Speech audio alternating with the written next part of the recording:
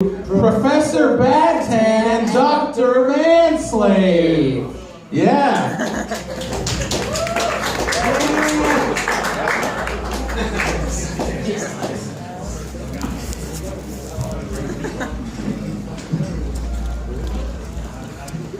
Please, ladies and gentlemen, no applause. No applause. What you're about to see, one of the most dangerous minds of the 20th century. One of the most brilliant, analytical minds that I've ever encountered. He could have been anything. A scientist, a composer, an author. But instead, he chose to use his powerful mind for darkness. He chose to become the most dangerous killer that the 20th century has ever seen. Dr. Homunculus Manslave. Is this the best you could do, Dr. Bad Tan Man? All these queers from the sewer in Boston coming to see a big butt boy like me up here when they should be staying home sipping on nut, maybe getting laid instead of they coming here thinking about the casket they're going to be laying in a few years. He certainly talks quite the big game for a man in a straitjacket, a man who's going to spend the rest of his life in a cage. His victims range in age from 15 to 17, mostly closeted homosexual street boys, pool boys, Asians, twinks, much like that man right there, shaven, sometimes Puerto Rican with abs, always gay, at least when Manslave was done with them. When I'm involved, I have to settle their sweet proclivities like your good buddy Harvey Milk and maybe Barney Frank. We had the same boys that came out of the dumpster looking for a home. I gave him a home, I made him a man. You be quiet, Manslave. I won't have you drag the names of Harvey Milk and Barney Frank through the mud. Those men were heroes. You're just a killer. If more like you than you can understand, maybe you should take down your pants and show these people what you're really like when the camera's not rolling. No, Manslave.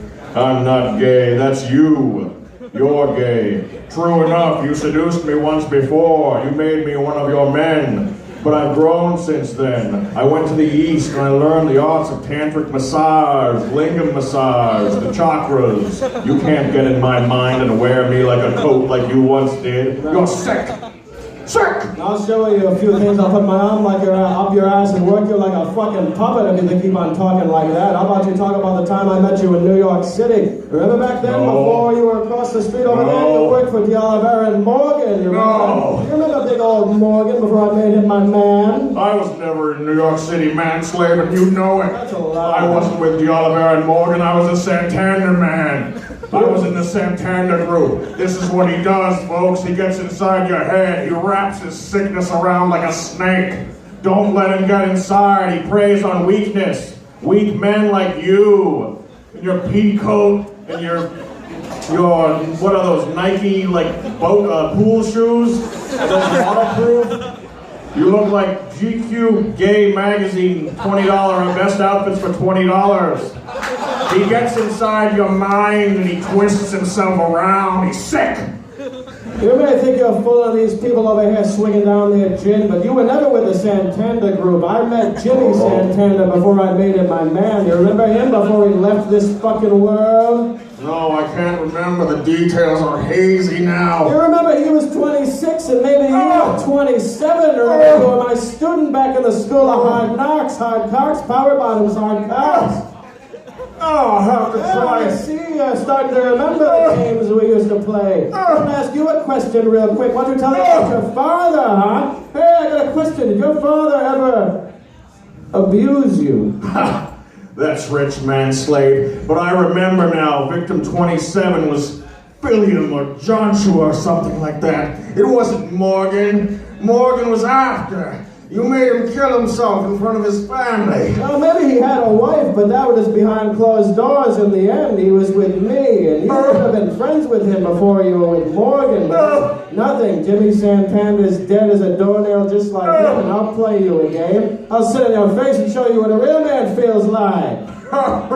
That's a laugh, Manslave. Your web of deceit and lies won't work on these people. I swear to God, I don't care if I have to be your torture slave or your suck boy for the rest of my life. I won't let you lay a hand on any of these faggy boys. What do you like know those about that? men right there with his glasses fucking gay. Mine are like a joke, but yours is serious. You're gay. You don't know anything about him, just like you don't know anything about me, huh? Tell them what you know about me. Huh? Why don't you spill a few beans? You put a few beans down your throat before you ramble on and walk down to that men's room and look for that sailor suck pump. You've gotten so used to behind those closed doors with me and my lessons, Jimmy Santander. You want to know what I know about you, Manslave? What do you want to know what I know about him? What do you know about me, you big faggot? You want to know what I know about him? You want me to tell you what I know about him that he doesn't know that I know about him? Why don't you let him know? Go low, go low, go low. How low can you go on the Ladies sailor and suck gentlemen. pump down there? Ladies and gentlemen, a pioneering psychological examination technique by one Mr. Sigmund Freud. Perhaps you've heard of him. He said there was a lot you could deduce about a person based on their sex.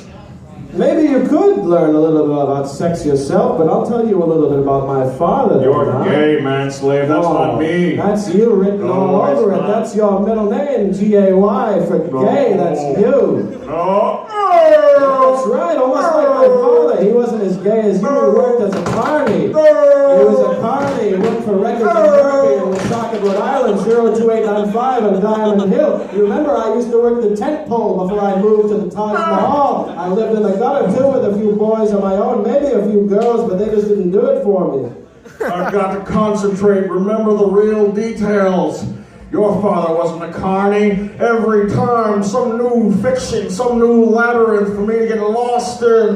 But eventually I'll remember what really happened. Your father was an honest auto mechanic. He didn't lay a hand on you. He didn't abuse you or your mother until the time that you tried to drown him both. He was already gone by the time I left him there in the street. But he was in the woods. Faggot. You're about to go to the tent pole with me, big boy over there with the hoodie leather vest. There's a reason why you learn leather, because you're gay like me. Take that fucking scarf off right now. Take those Don't pins off the that leather scarf jacket. off and Take listen. your pins off. Take that leather jacket off. Take your scarf off, and fuck you, idiot. Shut up. Shut up. Bad tan man, you look like you're getting a little rattled then. Manslave, you've awakened the demon inside me.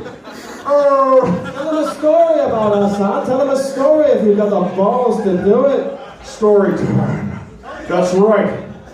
That's right. What was the story again? Manslave, teach me. How did it go? There was a cold night, and old Billiam knew it was colder in his heart because he was looking for a girl across the sea in the UK. His own little heroin cam girl who he loved. He thought he could get addicted by being a nice guy, but he only ended up getting addicted himself because he was a poor slob like you, number 27. Listen to me, number 27. That wasn't me.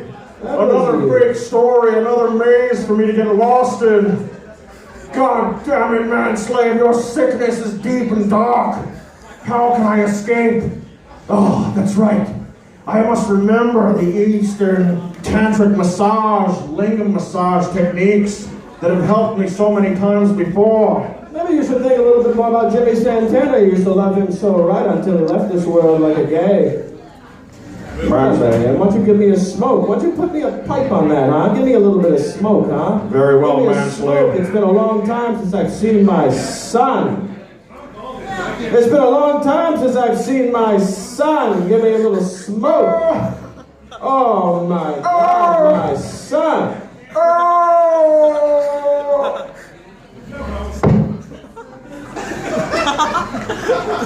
All right.